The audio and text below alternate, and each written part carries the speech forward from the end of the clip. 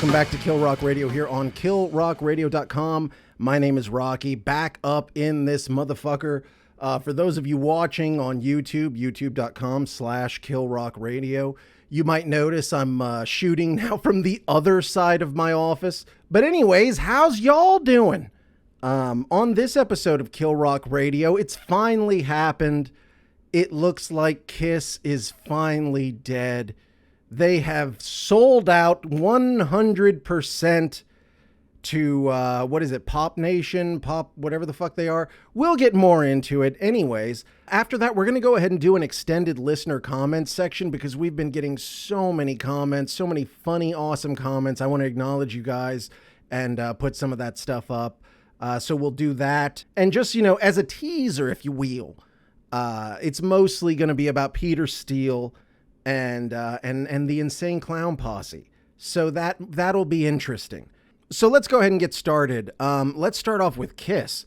So of course, everybody knows Kiss, whether you know their music or not. I mean, these dudes have created such a strong image that they've been willing to put on everything for decades. So it's to the point where everyone, you could go to third world countries and motherfuckers know who Kiss is. They haven't had a hit song since when? Lick It Up, maybe?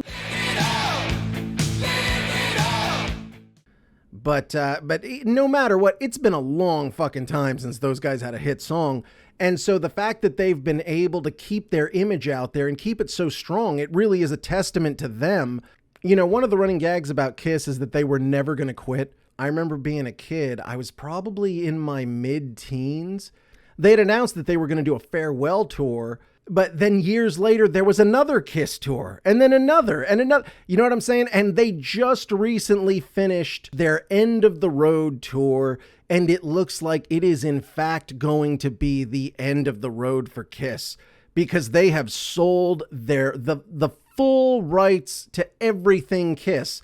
The song catalog, the logos, the names, the images, all that shit is now owned by Pophouse Entertainment Group.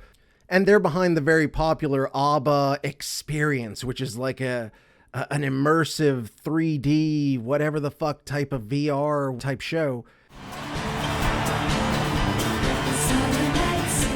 And they, of course, are the ones who came up with the Kiss avatars. They've already put their plans out there in terms of what they want to do with it. It would basically be like the rock version of what they've done with ABBA. In fact, I think one of the original members of ABBA is like part owner of the company or some shit. Anyways, they ponied up $300 million that they gave Kiss. If anything, it's like a closing of the book on the actual living members of Kiss, because this means that you are never gonna see Gene Simmons in that fucking leotard with his fucking nippies hanging out and his platform boots, spitting the blood and all that shit. You'll still see the tongue. Anytime that motherfucker gets on TV, he'll do the tongue. But, you know, it really is, it's almost like the death of Kiss, the death of what was the true essence of Kiss, which is the living members. From here on out, Kiss essentially only exists as ghosts, digital ghosts that we're going to get to go and watch and shit like that. It's almost like dystopian to think of. Of course, I mean, look, Kiss, they had gotten to the point as a live band where they were not able to fucking do it anymore. Not all of them. Paul noticeably was lip syncing and playing to track. Same with Gene Simmons. And it was just to see a band like Kiss who, however, whatever you felt about those dudes, those motherfuckers could put on a live show. That was the main thing that these dudes were known for, was their ability to fucking tear it down. And to have them not be able to do that anymore, incredibly sad. So on some level, of course, it's the right thing to sort of get the fuck out while you've still got a little bit of dignity. Gene Simmons, of course, he did have a comment about how things are going to be going forward. He says, and I quote, "Kiss the touring band is over. What Pophouse will do with our images, our music, and our personas is unlike anything anyone has ever seen. Now, at the tail end of the last Kiss, what is, I guess, now officially the last Kiss tour, at the tail end of it, they introduced the Kiss avatars, and everybody sort of thought, and I know myself included, they'll run with this for a second. If it doesn't work out, you're gonna see them back on the road. But this is sort of like the final shoe to drop, to where we have to understand that Gene Simmons he's telling the truth here. Kiss, the touring band, Kiss, the band of living human beings who painted their face and got into leotards and fucking blew fire and had their fucking guitar explode and all that bullshit. Those people are not going to be those men anymore. And it's a sad thing. It's kind of the end of an era. So big ups to that. What those guys did was really, truly amazing. So there's a Billboard report out there that says that the Kiss Avatar show is going to open up in 2027. It's an unspecified U.S. city, which means they just haven't booked anything. But they know that they're aiming for 2027 as the debut of the Kiss Avatars. Gene Simmons also commenting on the show, he says, and I quote, "We went to see the ABBA show and it blew our socks off. And the technology since then has improved by leaps and bounds. We've seen sketches of what it will look like and we looked like the X-Men." Now, just from the teasers that they put out there, you could see that they wanted, the Gene Simmons demon character to be like a literal demon with fucking wings blowing fire and all that shit. Paul Stanley, what's his character? He's the Star or some shit like that. So he'll essentially just be himself, a fucking prima donna, prancing ass motherfucker. What will the fucking spaceman character be? Because Tommy Thayer, by all accounts, was like just a really cool guy. He had been, I guess, roadie for the band or some bullshit like that. If you listen to Ace Frehley, he was just his fucking gopher. I'm surprised the fans bought Tommy, pretty much because I think for several years that Tommy was in the band, people didn't even know it wasn't me. Yeah, but I mean, last tour I did with Kiss, Tommy Thayer was bringing me sandwiches, and he was the tour manager and gopher. Ace Frehley, who is of course the original spaceman, he's a fucking weirdo. You listen to that guy talk, he is clearly not playing with a full deck, if you know what I'm saying. I'm the trout player. And the Catman and the fucking, all that bullshit. I am really interested to see how that's going to play out. And I'm sure it will be cool on some level. I think the original concepts for it were, you would have it in these venues, kind of like the Sphere in Vegas or something like that can have a really immersive experience. Really look at anywhere where the ABBA show is happening. That's where you could do the Kiss show, because it's supposedly going to be similar, except just a bit more grandiose. There was talk of like VR concerts and shit like that, where I guess maybe on your PlayStation or get on your Apple Vision or your fucking Meta, what is it, the Oculus or some shit like that, and have a full experience in terms of the Kiss show. It all sounds really interesting, and it sounds like something that, if it's done well, it could be really cool. I don't know how it's going to be a long running thing. It could be, I don't know, but I kind of feel like once you've seen it, what the fuck else are you gonna do? Would they start creating content in terms of storytelling? Because I guess theoretically you could have stories, almost like superhero-y, Marvel-y sort of stories that lead up to concerts. Like, how if you watch pro wrestling, they have the weeks of fucking TV that builds up to the whatever the match is you got to pay for or some shit. You could probably do that with some sort of content. You know what? Actually, Ghost does that. Those of you who are unfamiliar with Ghost, if you're a Kiss fan, maybe you might like Ghost. It might be up your alley. But if you follow Ghost's YouTube channel, in between everything they do, there's a running story that sort of explains the background of these characters. So maybe that might be a cool thing, where in between these shows, you have some sort of build that can create a buzz. Because once again, at the end of the day, you're not going to have any new music to play unless, once again, you're going to have, Hey, would you have the original guys go record new stuff? Because you know what? That is true. Gene Simmons did say Kiss, the touring band, is over. He didn't specify Kiss, the recording band.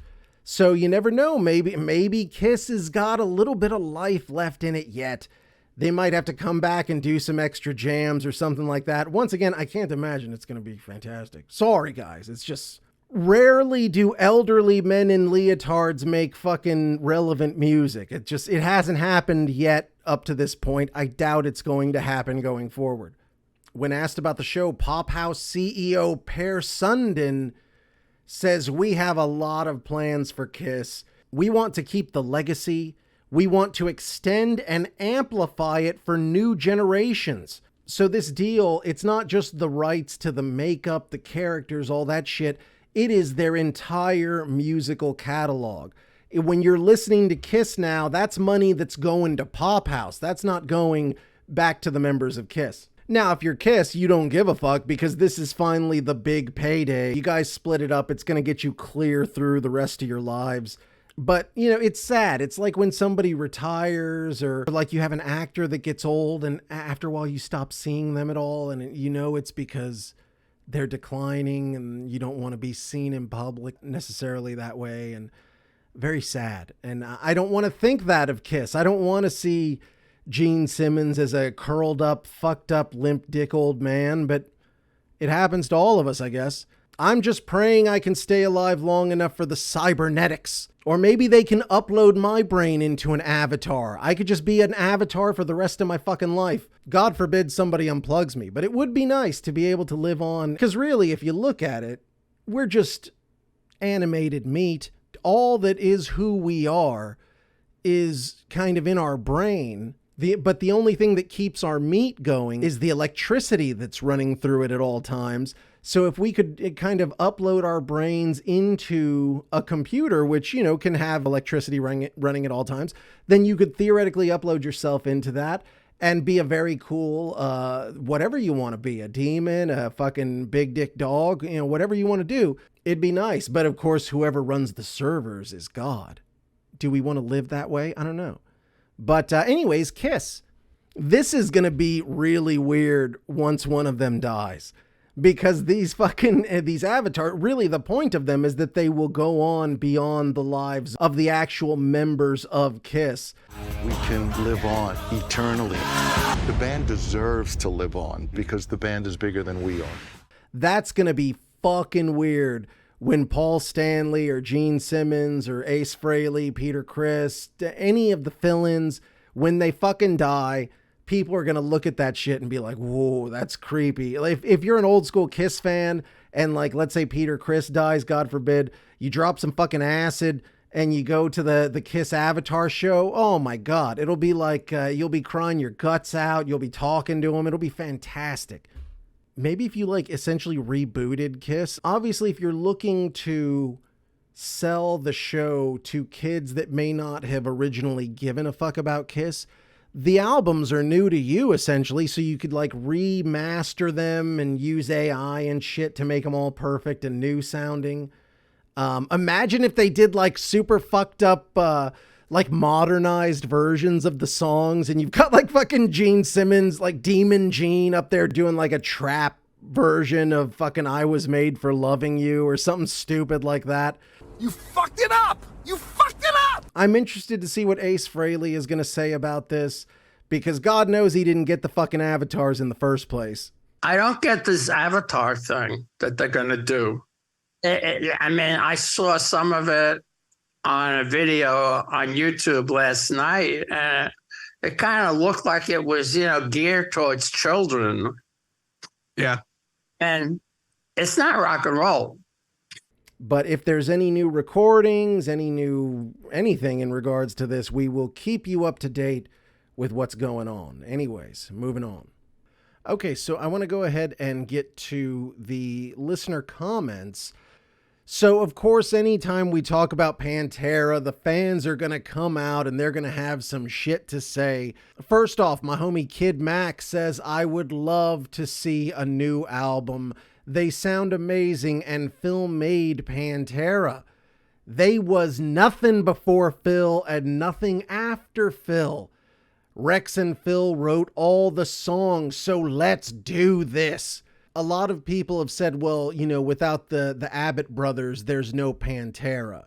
And I feel like that's bullshit because Phil Anselmo wrote those songs in terms of the lyrics. Now, the Abbott brothers, they played a huge part in production. You know, they make decisions too, and if that was their decision, I have full and complete confidence in Vince and Dime behind the board. There's no doubt in my mind, and I think the proof is there. As far as us controlling everything, fuck yes. We know exactly what we want, and you know, you gotta get down there and fight with that shit, man, to get it out of there. It ain't super easy, but at the same time, at least you have your own ass to kick if it don't turn out like you like, you know. And I've always been involved in the business side of everything, you know, to try to make sure all of us are taken care of properly. You know, there's keep all the loose ends tied up, so to speak. To say Phil made the Abbott brothers, it's not true. And to say that the Abbott brothers made Phil, that's not true either. I think, you know, Phil Anselmo and the Abbott brothers, it's a really good example of synergy, because it's almost like, you know, when Pantera, like what Kid Mac is referring to, when Pantera broke up, the Abbott brothers went on and they started a band called Damage Plan, which was, it was not a good band. It was like, imagine like you're in a long relationship, you break up with this person, and then like a week later you start fucking someone who looks just like your ex, just because you can't let go of some shit. That's how Damage Plan was. They got this dude, Pat Lockman, I believe his name was, and he was essentially a Phil Anselmo cosplayer. The dude had the shaved head. He sounded like Phil. There was just no spirit to it whatsoever. Whereas with Phil, he went on to start bands like Down, Superjoint Ritual, that were really popular bands. That being said, he never attained anything near the commercial success that he had with Pantera. And I think that Phil almost was like the artistic side, the heart of what Pantera did. When Vinny and Dime broke off and did all their shit, everything they did, it was like it was trying so hard to be like Pantera's shit. But you could see right through it. It came off as... Like, imagine you went to see a Pantera cover band and they're like, hey man, we came up with our own Pantera sounding songs. And they start playing them and they're just whatever. That's how Damage Plan was. I felt it was like beneath Dimebag. I thought it was beneath Vinny. The fact that Dimebag Darrell, one of the absolute greatest heavy metal guitarists to ever live, died in a piece of shit bar in Ohio that didn't have the security to keep a motherfucker from calmly walking on stage with a gun. You know what I'm saying? Like, I just think everybody would have been better off if they had just like, goddamn man, take a couple years off. Let shit chill. I know Dimebag's old lady. I know a lot of people around the situation say that had Dimebag not died, that everybody feels Pantera would have gotten back together. And I think they would have, because once again, Phil could never reach this level of success without the music of the Abbott brothers, whereas the Abbott brothers could never find that heart the way they could with Phil. And I think it was definitely a codependent relationship. I think they absolutely needed each other, and I think they made each other. So to say one made the other, I don't buy that shit. Next, my homeboy Chosen Chicken says, I would be down for a live album. Maybe even do it like 101 Proof and add in one or two new songs, either demos or, dare I say, new material. That, I feel, is the only use of the Pantera name that is acceptable. The idea of doing a 101 Proof, which for those of you who are not Pantera fans, Pantera did just like a legendary live album called Pantera 101 Proof. If you're somebody who's been checking out Pantera, that is the live Pantera album. If you haven't checked it out, go check it out. To do an album in that style, where basically it has all the live shit, and at the end they have a couple of B-sides, some unreleased shit. And it is interesting because in the interview, Zakk Wylde did refer to saying the only way he would be okay with doing new shit that had the Pantera name on it if it was something that already existed in demo form. It essentially had to be written by the Abbott brothers in terms of the music itself. So I guess I could see that happening. Honestly, dude, people have issue with Zakk Wylde playing Dimebag's music, and everybody knows Zakk Wylde and Dimebag were fucking homies, and I could see Zakk wanting to keep Dime's music out there. So it makes perfect sense to me. Now, to take existing shit and then go in and re-record Dimebag's bits, I don't, man. Listen, I would listen to it, of course, but it doesn't, like, it does, that shit does not sound right to me. If you wanted to do like some shit like the Beatles do and you get some AI and you use it to beef up Dimebag's parts, that would be really cool to have a Pantera jam. And then, maybe you could even have like Zakk filling in rhythm shit and then have whatever Dime's little solos on the demo, put that shit in there and make it like a fuller Pantera experience. That might be cool. It just, like, god damn, man, it just gives me the ick a little bit. You know what I'm saying? The thought of them taking existing Abbott brothers material and essentially re-recording it. It sounds a little gross. Anyways. All right, next I want to highlight some comments that are sort of coming from another part of the channel, not necessarily just this podcast. If you have subscribed to our YouTube channel, youtube.com/KillRockRadio, then you would probably have seen that I've started putting up shorts that are just essentially like really cool classic rock and metal moments. And the reason I've been doing that is sort of a lot of these bad motherfuckers that I loved growing up. They've been forgotten and I hate it. I hate to see these amazing artists being sort of lost to time. So anytime I can put these motherfuckers out there, I love to do it. Plus, these are great moments in rock history. So I've been putting up shorts of some of these moments.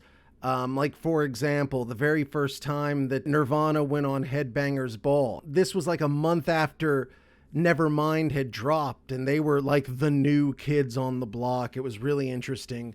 And I want to go a little bit deeper into some of these videos because, man, there are two videos in particular that have generated so many fucking comments. I think I want to get deeper into these bands and into these people because I see a lot of like younger people who are sort of maybe just discovering some of these bands saying like, oh, holy shit, what? I had never even seen this singer before. I had never even seen this band, they just showed up in my Spotify mix and I've been listening to them. I love them. And they have questions about these motherfuckers. And a lot of these bands from the 90s, just like amazing characters and just doing amazing shit. So I love showcasing that stuff. So it's all love. It's all with respect to sort of the history of hard rock and heavy metal. So the first person I want to sort of get a little bit more in depth about, I had posted a short of this guy's infamous appearance on the iconic Jerry Springer show. And it really generated a lot of interest. And that's Peter Steele of Typo Negative. You happy to be here? I'm less miserable. So there were a lot of comments from people who had either never heard of Typo Negative or Peter Steele. And I also heard from people that were like just sort of discovering Typo Negative and had never even seen Peter Steele. And this dude was such a fucking character.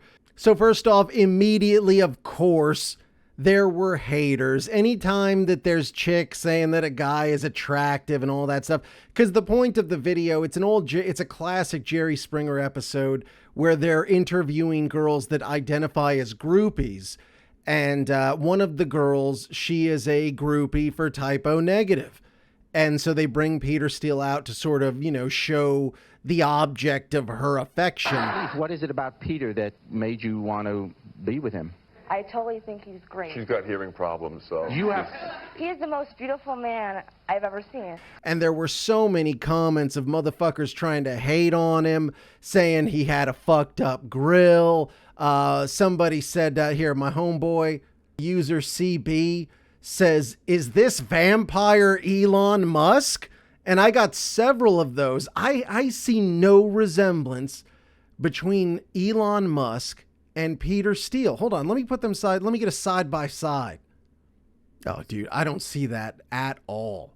At all. But it must be a thing, because several of you made that comment about him being some sort of goth and or vampire Elon Musk. My homie Funky Gaines says what he needed was a training bra and a dental plan. Yeah, well, you know, that's just like your opinion, man. Peter Steele, one thing about Peter Steele is he had these fucking like vampire teeth. I don't think Peter had particularly fucked up teeth, but the weird fangs, like they made it look weird in there. It made him talk weird. And then a lot of people made comments about Peter Steele having titties. Peter Steele was a fucking muscular dude. Have we lost our masculinity to the point that it's like foreign for a man to have pectoral muscles? Beautiful, glistening pectoral muscles. Which leads me to the next thing about Peter Steele. There was so much stuff around the band themselves and Peter Steele. It does get lost, you know, the music.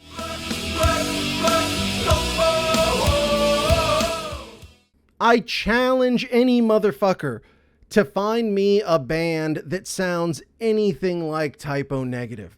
I think what drew people to him is he was just clearly not a normal fucking dude. He wasn't just some fucking guy. Here in 2024, there's so many fucking idiots out here talking about being alpha male. We've talked about it so much that it's lost all meaning. First off, there's not a lot of them. Every animal that lives on the alpha male system, there's only one. And nowadays, like, I see dudes that are like, oh, alpha male short king. That doesn't exist, dude. That's not a thing. There's no such thing as like a 5'2" obese alpha male. I don't care how much of an asshole you are. It doesn't make you an alpha male. Peter Steele, he was an alpha male. When he walks the fuck in, everybody stops and looks at that motherfucker. And you know that all the other dudes are not like that dude. First off, like I said, he didn't look like everyone else. He starts talking, he didn't sound like everyone else. The band starts playing, and man, they had this fucking epic, just doom-ass groove.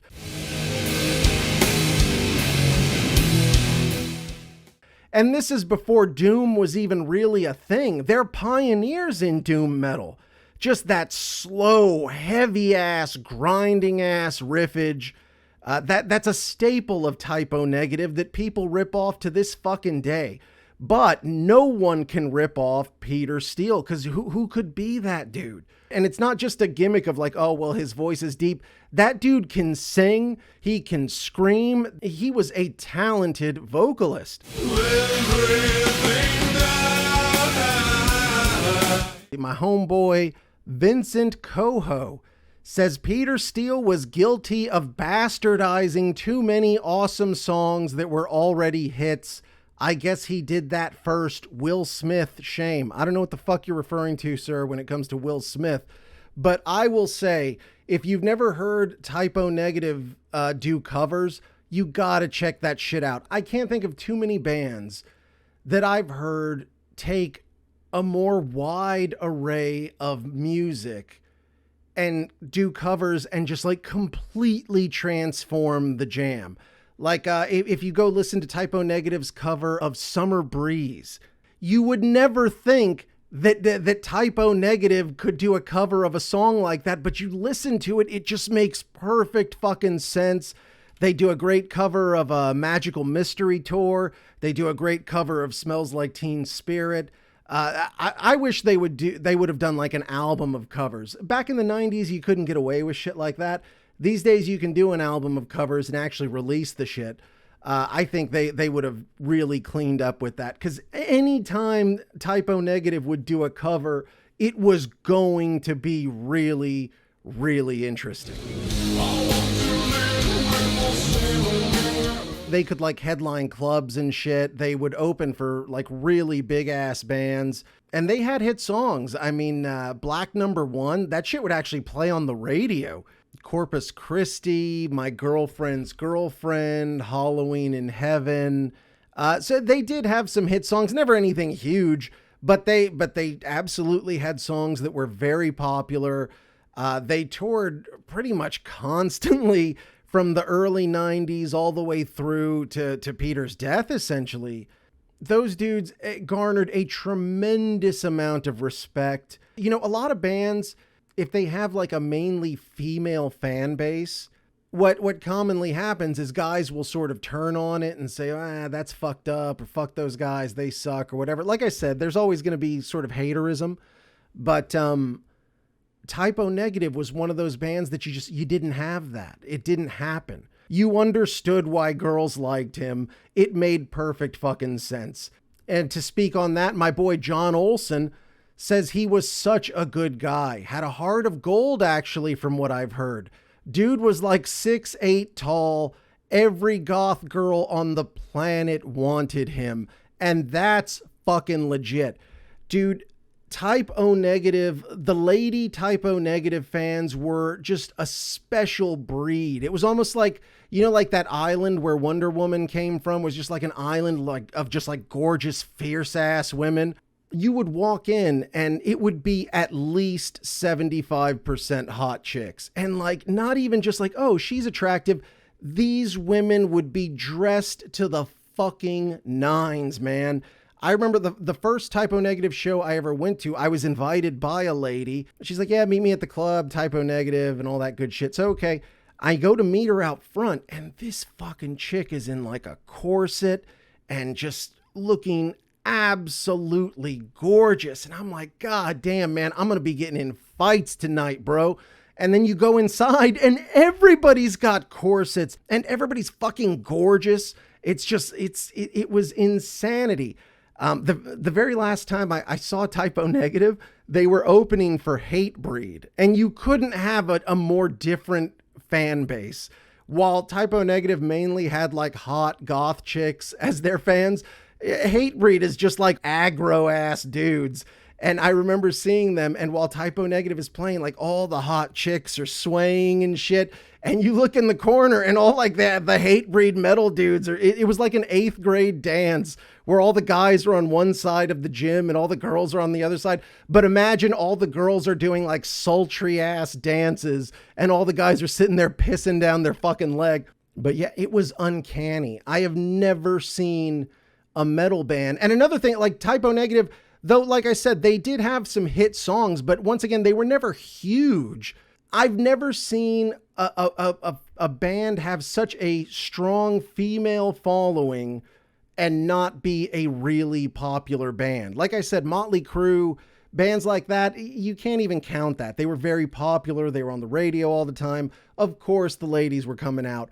Heavy metal, it does not draw ladies a lot of times. It's mostly a sausage fest. Go to any metal show, it is mainly a gang of dudes. And you knew it was because of Peter Steele. The music happened to be great, though. That's why you couldn't fucking hate on it as a dude. My homie Tia Lude says, oh, that Playgirl magazine. And also my homie Darkness says, you can tell the man has a swinging arm. That cockiness doesn't just come from nowhere. I think she's referring to his penis. Look at my hard dick, isn't it right? A funny Peter Steele story. Peter Steele he posed for Playgirl magazine. Now, for anyone under fucking like 30, Playgirl magazine was the companion to Playboy, which is, of course, Playboy had naked chicks, so Playgirl had naked dudes. Peter Steele agreed to be in Playgirl because he thought that women were reading it. Now, a lot of women did read it for Peter Steele, but Peter Steele didn't realize that the main audience for Playgirl was like homosexuals. So once he was in that magazine, the band's popularity with homosexuals exploded. And he said he was always getting guys trying to fuck him and shit. So this guy was popular in all circles. Now, the Playgirl shit, that haunted him. You know, back in the day, like all the women who would be in Playboy, their excuse as to why it wasn't tawdry in any way was like, oh, Playboy, it's really artistic nude modeling and shit like that. So, okay, I assumed, because I've drawn like male nude models, and they don't have boners. And if you've ever seen a dick and balls that's like deflated, it's just a floppy bag of shit. And it doesn't look good. I can't imagine any woman looking at that and being like, oh, goddamn, look at that gross leather ball bag. You know what I'm saying? Like, it's not hot. As a dude, unless you're in really good shape, it doesn't look good. It's not fucking fantastic. And if you have a boner, I feel like that's almost threatening because, you know, ladies, for those of you who have gotten dick pics, which I'm sure is most of you, you see how guys do it. We take the shot from underneath. We're doing the gimmick where like you squeeze the base so the rest is, you know, very full and turgid. And, you know, in fact, Peter Steele, speaking of Peter Steele, that was his move in the Playgirl shoot. This dude worked up a boner, which if you think of the reality of that, he's in a room full of people. So he must have, I guess he just went, like turned his back and jacked off or something. I don't fucking know. But the guy worked up a boner. This is the days before Viagra, by the way. So he works up a boner, turns around, poses, does the squeeze, and fucking there's all these pictures floating around of him with a turgid, giant ass boner. The guy, he was just an amazing character, a really funny guy, a really smart guy, a super talent. There was nobody like him before he existed. And there has not been anyone like him since, and I don't expect to see anyone like him anytime soon. So another group that people had a lot of questions about, who they were not even really aware of who they were, was the Insane Clown Posse. Which I'm so glad. The Insane Clown Posse are such an amazing story. On some weird level, I respect the fuck out of them because those dudes from day one, and this is before the internet was really a thing that everyone had access to, they took advantage of that shit from early on. They were some of the first people selling movies over the internet, selling videotapes over the internet, selling whatever merch they could sell over the internet. In a lot of ways, they were pioneers there. They grew this amazing cult following. If you look at the music, you're like, wait, people are ready to die for this shit? Like, what the fuck? It doesn't even make sense. If you look at the level of talent that Insane Clown Posse had, you'd have to say, man, who's done more with less than the Insane Clown Posse? The band is composed of two dudes, Violent J and Shaggy 2 Dope. The number 2, Shaggy 2 Dope. Fucking these dudes have been around since like the mid 90s. I remember the very first time I saw them, they had like fucking like white guy dreads, and they've always been painted and all that shit. When I first started hearing them, one of my roommates who was super into them he told me the story of the fucking Joker cards. So every ICP album was a Joker card. If you look at the early albums, they each had a different like little clowny character on them. And those were the Joker cards. So my buddy tells me, and this is shit that like only stoned ass college kids would ever give a fuck about. I may have some of the details off, so Juggalos, fill me in. He was like, dude, they said when they drop the 6th Joker card, the fucking world ends. What? The world ends? He's like, yeah, man, like, what the fuck's gonna happen when they release that 6th album? You fucking income fucking poop. Why would Insane Clown Posse have the secret to the apocalypse? Could you imagine how funny that would be? The amazing world, the amazing reality we'd be living in if in Insane Clown Posse, all the shit we've gone through, we've been trying to like find, this is the date of the apocalypse, 1999, 2012. This person said this person said that. Turns out Insane Clown Posse had the answer. We were just waiting for the 6th album, and that was going to be the end of the world. You dumb bastard. Turns out the 6th album came and went, and nobody gave a shit, and nobody really even questioned them. Like, hey, are we going to talk about how y'all totally are bullshit? You said after the 6th card, the world ends. What the fuck? They just kept going on and acted like it wasn't even a thing. But like those dudes from day one, motherfuckers hated them. Cause like there's just a thing about them. They're so fucking punchable. If you just look at them, you start listening to them talk. Like fucking Shaggy 2 Dope. I've heard him tell stories about how like he's been beaten so hard that he shits his pants and like, but it's happened multiple times. Here's the thing, dude. You shouldn't have been beaten so hard that you've shit and pissed your pants multiple times in your life. If that's happened to you multiple times in your life, bro, you need to check yourself, because there is something about your personality that is fucking people up and forcing them to pummel you until you piss and shit yourself. And those dudes really, like, they got no radio play because their music was like completely inappropriate in terms of the subject matter. There was, anytime they tried to do radio edits of their songs, it sounded ridiculous because there's so much cursing in it. Funny lines, like I could just think off the top of my head. Violent J he's trying to like woo a chick, and he's like, I can love you and treat you with class and have babies falling all out your ass. It's just it's so simple and fucking dumb, but it's also like, man, that's really brilliant. It's really hilariously funny. You couldn't put their videos on. Like, they made videos and it showed like, you know, people smoking crack and people beating their wives and shit like that. And like, as I said, I respect just like this. It's a very middle finger punk rock ass attitude that ICP has. Cause they, as I said, hated from day one. And the Juggalos, they had this same sort of like, fuck you attitude. They were fucking dirty. They were drug addicts. They were all fucked up, and they just did not fucking care. They embraced it. ICP's greatest accomplishment is creating the gathering of the Juggalos.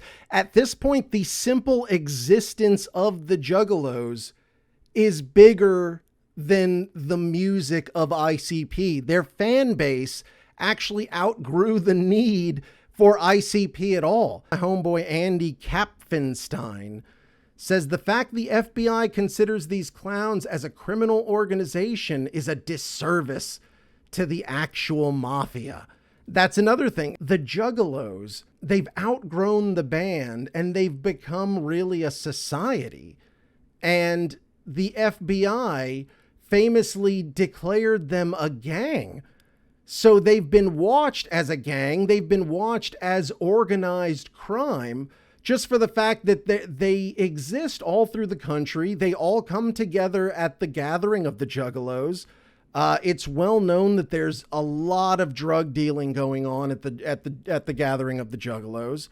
Like, that's another thing. ICP, the motherfuckers who don't understand how magnets work, they went and spoke to Congress. It's insanity, right? It really is real life absurdity. And those dudes at this point, like fucking Violent J, I believe he's in very poor health. He's probably, I don't want to say, you know, anything fucked up, but you know, he may not be long for this world. And the gathering of the juggalos will continue. What these dudes did, the reality of it is they've built a legacy, as ridiculous and absurd as they are. Everything the Insane Clown Posse has ever made is completely fucking absurd. Like, they made a movie called Big Money Hustlers, and they're still wearing the face paint. They're clowns. But then they're in a Western, and like what? Why? Somebody paid for that?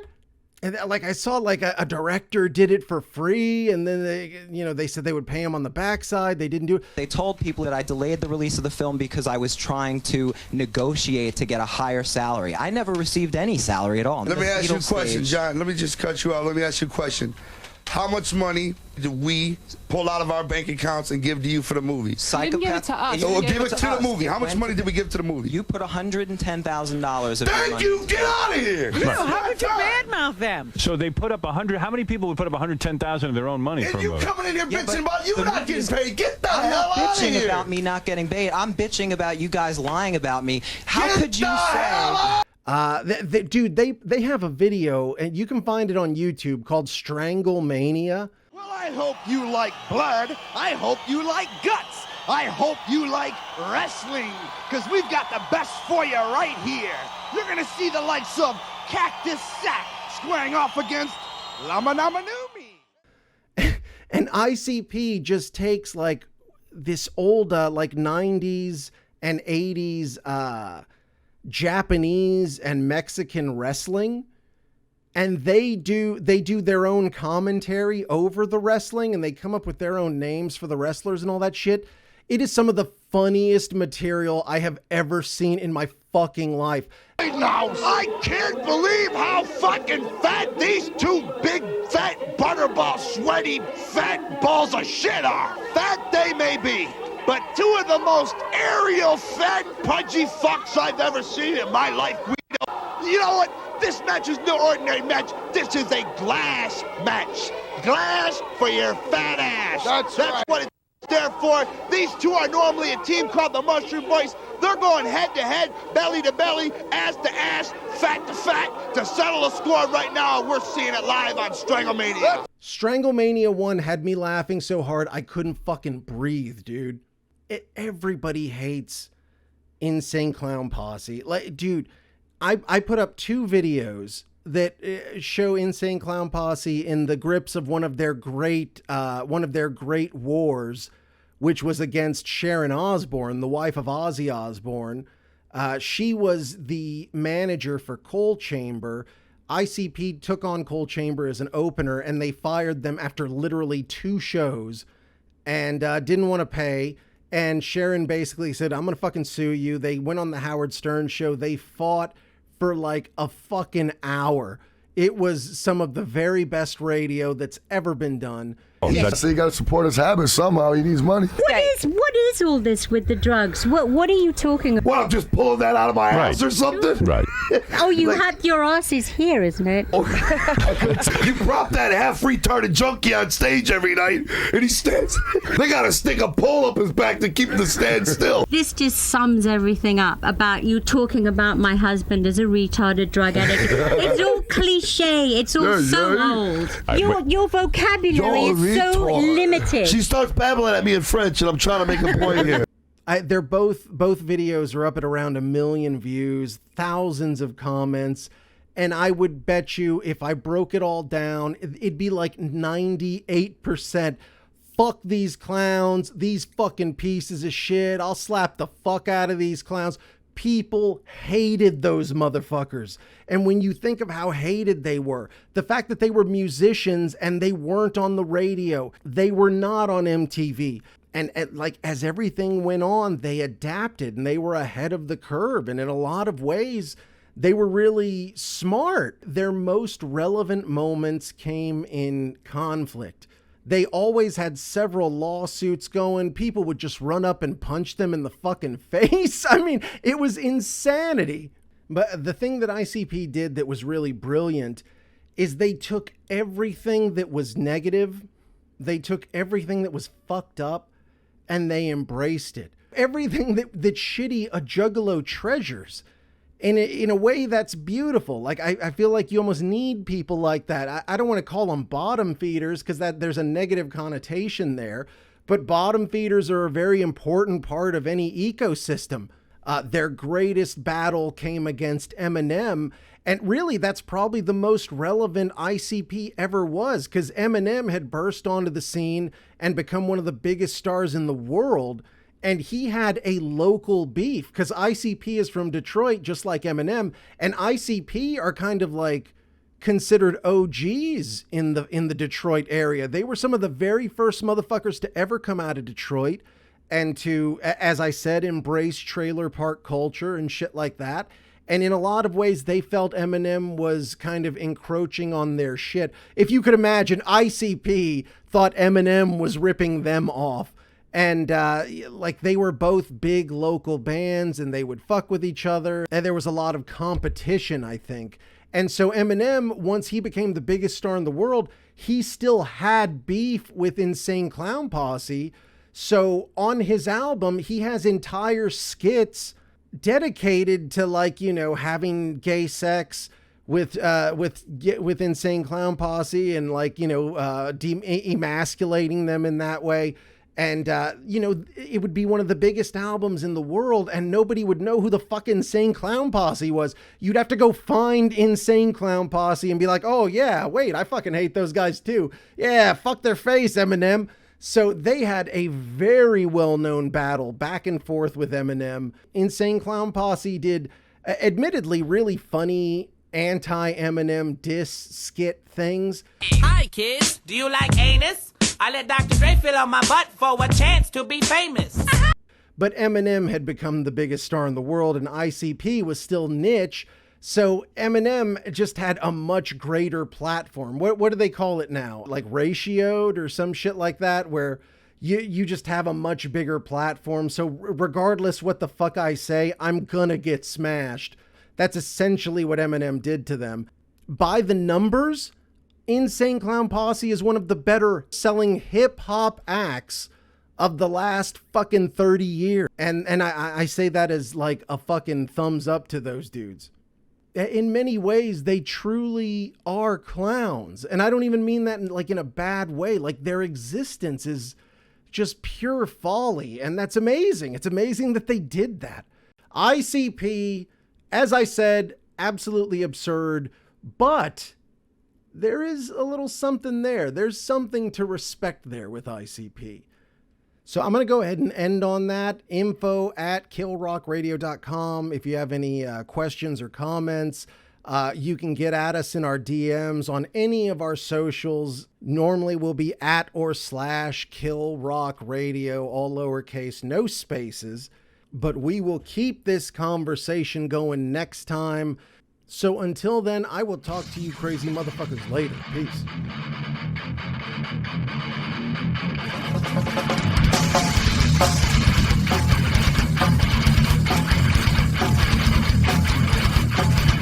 Got any questions or comments? Send them to info@killrockradio.com. To keep up with the latest and catch up on past interviews and clips, search Kill Rock Radio on YouTube, Facebook, Instagram, and Twitter. Subscribe to Kill Rock Radio wherever you listen to podcasts. I'm like, oh my God, just listen to it already. Wherever you listen to podcasts.